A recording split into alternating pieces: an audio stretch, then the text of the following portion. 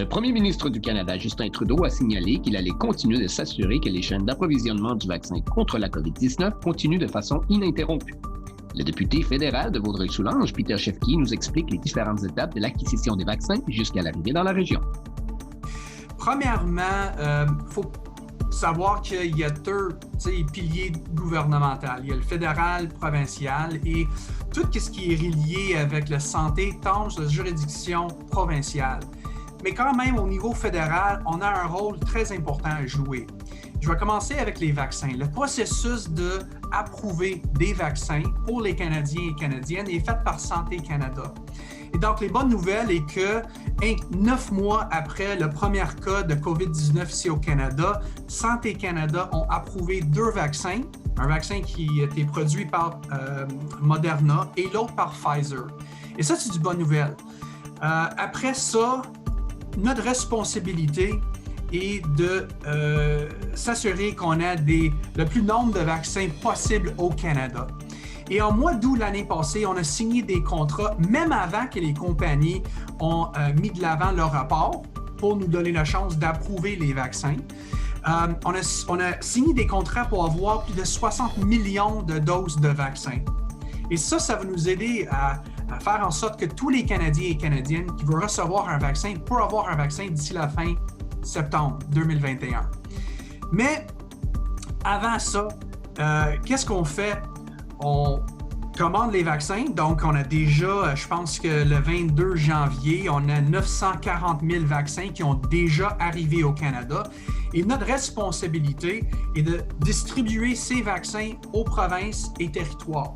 Et jusqu'à maintenant, les provinces et territoires ils ont été capables de vacciner 678 000 Canadiens et Canadiennes. Donc ça, c'est une bonne nouvelle parce qu'à chaque fois qu'on dit qu'on a vacciné quelqu'un, ça veut dire qu'il y a moins de chances que ces gens-là vont se trouver dans les hôpitaux, vont prendre un lit dans l'hôpital. Donc, c'est une bonne nouvelle parce que aussi on commence avec les aînés et les docteurs, les infirmières.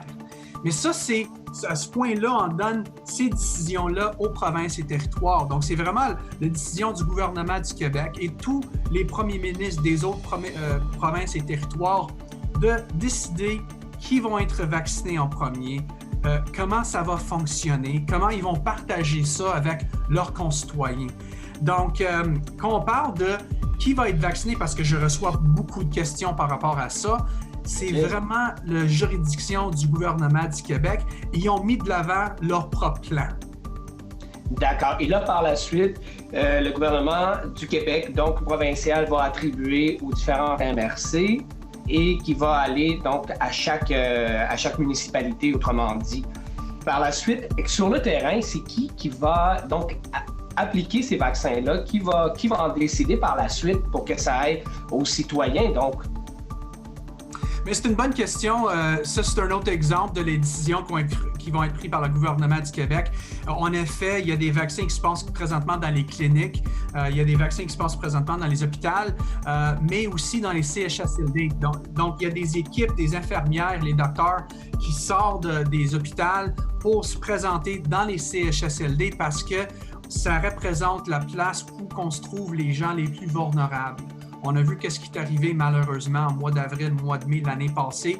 Donc, on veut éviter que ça arrive encore. Et je pense que le gouvernement du Québec, ils ont pris une bonne décision de commencer avec les CHSLD parce qu'on vient juste de recevoir la semaine passée la confirmation que tous les CHSLD, tous les aînés qui habitent dans les CHSLD dans la Montérégie, Vaudreuil-Soulanges inclus, ils ont eu la première dose du vaccin. Donc, c'est du bonne nouvelle.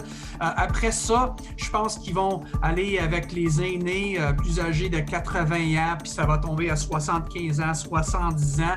Mais il y a un site web que le gouvernement du Québec ils ont sorti pour expliquer le processus et expliquer leur plan et leurs priorités. J'encourage tous les gens qui sont intéressés à en savoir plus sur comment ça va fonctionner, d'aller visiter ce site web-là. C'est sûr. Et par rapport à la région donc, de Vaudreuil-Soulanges, bonne nouvelle, vous dites donc que les CHSLD ont été déjà vaccinés, les aînés ont été vaccinés dans toute la région, autrement dit, de Vaudreuil-Soulanges. Oui, c'est du bonne nouvelle. Pourquoi? Parce qu'on a des études, les faits qui nous montrent que plus de 80% de tous les lits qui sont occupés par les patients de COVID-19, ce sont des aînés plus âgés de 75 ans. Donc, à chaque fois qu'on est capable de donner un vaccin à un de nos aînés ici à Vaudreuil-Soulanges et à travers la province du Québec, mais ça va nous aider à réduire la pression présentement dans nos hôpitaux et le stress de nos infirmières et aussi nos docteurs. Et on va être capable de réduire le nombre de gens qui malheureusement perdent leur vie grâce à cette virus. Donc, c'est vraiment du bonne nouvelle. Je vais partager quelque chose avec vous aussi parce que ça va nous donner l'espoir. D'ici le mois de mars, on va recevoir 6 millions de doses de plus. Et en mois d'avril, on va commencer avec 1 million de doses qu'on va recevoir à chaque semaine ici au Canada. Donc, on vient juste de commencer, puis tu vas voir dans les semaines à venir, surtout vers la fin du mois de mars, puis début du mois d'avril, on va voir qu'à ce point-là, on pourra vacciner des millions de personnes par mois. Puis, comme j'ai dit, ça va nous aider à réduire le nombre de gens qui vont perdre leur vie grâce à ça, et aussi les gens qui vont se présenter dans les hôpitaux. Chaque province et territoire, ils ont pris une décision sur la distance entre la période de temps entre la première dose et la deuxième dose. Par exemple, Ontario, ils ont choisi d'avoir une période de temps d'environ 40 jours. Ici au Québec, ils ont pris une décision d'avoir une période de temps d'à peu près 90 jours.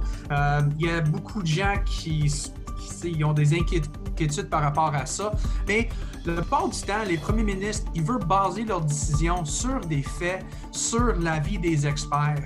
Donc, si les gens veulent savoir pourquoi le premier ministre Legault ou d'autres premiers ministres à travers le pays ont pris les décisions qu'ils ont prises, je les encourage d'aller contacter leurs élus au niveau provincial. On est très chanceux d'avoir Marie-Claude Nichols ici dans Vaudreuil et Marilyn Picard à Soulanges qui sont capables de répondre à ces questions-là.